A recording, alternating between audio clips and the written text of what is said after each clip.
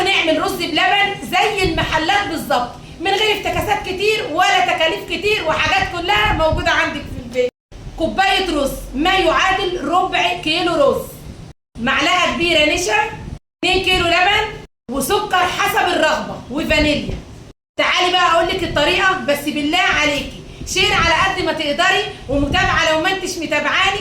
وتعالي ربع الحله ميه اللي انت هتعملي فيها، ربعها بالظبط ميه، وننزل بقى بالرز، والميه ساقعه زي ما هي.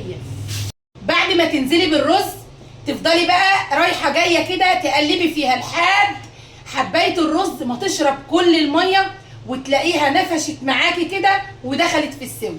تنزلي بقى بكميه اللبن اللي هي 2 كيلو، مالكيش دعوه بالكميه اللي انا عاملاها.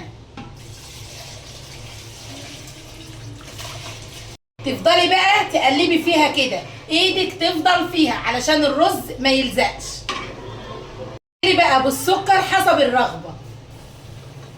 ده بقى النشا، وهنزل عليه باللبن وادوبه. ننزل بقى بالنشا، شايفين انا بفضي كده وايدي التانيه بتقلب كده بقى. خلاص لف معانا زي كده. اطفي النار، وبعد ما اطفي النار انزل بالفانيليا. طبعا انا سبته كده هدي شويه. عايزه اقول لك ان الوش اصلا عامل كرمشه وانا لسه ما عبيتهوش في العلب.